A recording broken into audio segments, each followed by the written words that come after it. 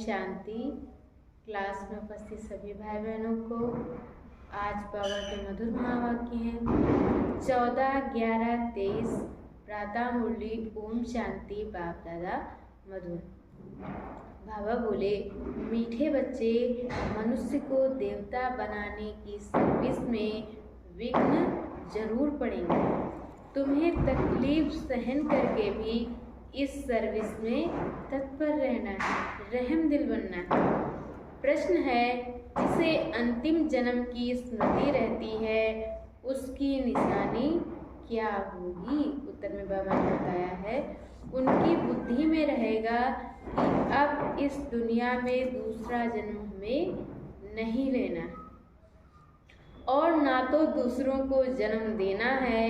ये पाप आत्माओं की दुनिया है, इसकी वृद्धि अब नहीं चाहिए, इसे विनाश होना है। हम इन पुराने वस्त्रों को उतार अपने घर जाएंगे। अब नाटक पूरा हुआ। गीत है नई उम्र की कलियां। ओम शांति। बाप बैठ बच्चों को समझाते हैं कि तुम बच्चों को हरेक की ज्योति जगानी है, यह तुम्हारी बुद्धि में है। बाप को भी बेहद का ख्याल रहता है कि जो भी मनुष्य मात्र हैं उनको मुक्ति का रास्ता बताएं। बाप आते ही हैं बच्चों की सर्विस करने, दुख से लिबरेट करने, यानी कि दुखों से छुड़ाने के लिए। मनुष्य समझते नहीं है कि ये दुख है तो सुख का भी कोई स्थान है, ये जानते नहीं। शास्त्रों में सुख के स्थान को भी दुख का स्थान बना दिया है। अब बाप है रहम दिल। मनुष्य तो ये नहीं जानते कि हम दुखी हैं, क्योंकि सुख और सुख देने वाले का पता ही नहीं है। ये भी ड्रामा की भाभी। सुख किसको कहते हैं, दुख किसको कहते हैं, ये जानते ही नहीं। ईश्वर के लिए कह देते कि वही सुख दुख देते हैं, गोया उस पर कलंक लगाते हैं। ईश्वर जिनको बाप कहते हैं उनको जानते ही नहीं। बाप कहते हैं कि मैं बच्चों को सुख ही देता हूँ। अब तुम जानते हो बाबा आया है पतितों को पावन बनाने। कहते हैं मैं सबको ले जाऊंगा स्वीट होम। वह स्वीट होम भी पावन है, वहाँ कोई पतित आत्मा रहती नहीं, उस ठिकाने को कोई जानते नहीं। कहते हैं कि फलाना पार निर्वाण गया, परंतु समझते नहीं। बाकी बुद्ध पार निर्वाण गया तो जरूर वहाँ का रहने वाला था, वहाँ ही गया। अच्छा, वह तो गया, बाकी दूसरे कैसे जाए? साथ तो कोई ले नहीं गया।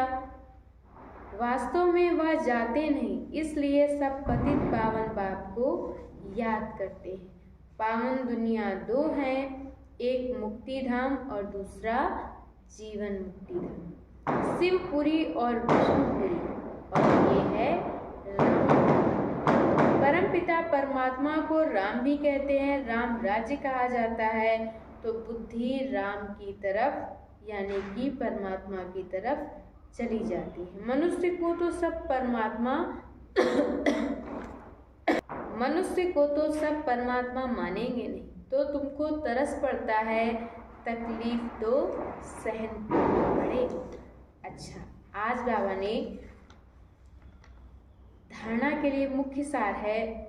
पहला पॉइंट, हमने ईश्वर की गोद ली है, फिर देवताई गोद में जाएंगे, इसी रूहानी नशे में रहना है।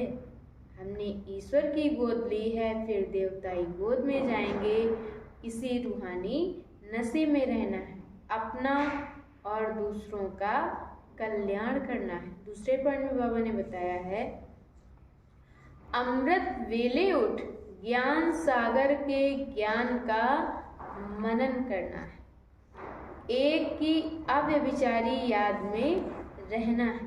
देह अभिमान छोड़ स्वयं को आत्मा निश्चय करना है। वरदान दिया है बाबा ने, अमृत वेले से रात तक याद के विधि पूर्वक हर कर्म करने वाले सिद्धि स्वरूप। अमृत वेले से लेकर रात तक जो भी कर्म करो याद के विधि पूर्वक करो तो हर कर्म की सिद्धि मिलेगी। सबसे बड़े से बड़ी सिद्धि है प्रत्यक्ष फल के रूप में अतीन्द्रिय सुख की अनुभूति होना। सदा सुख की लहरों में, खुशी की लहरों में लहराते रहेंगे तो ये प्रत्यक्ष फल भी मिलता है और फिर भविष्य फल भी मिलता है। इस समय का प्रत्यक्ष फल अनेक भविष्य जन्मों के फल से श्रेष्ठ है। अभी अभी किया, अभी अभी मिला, इसको ही कहते हैं प्रत्यक्ष फल। और आज बाबा ने स्लोगन में बताया है, स्वयं को निमित्त समझ हर कर्म करो तो न्यारे और प्यारे रहेंगे, मैंपन आ नहीं सकता। स्वयं को निमित्त समझ हर कर्म करो तो न्यारे और प्यारे रहेंगे, मैंपन आ नहीं सकता। ओम शांति।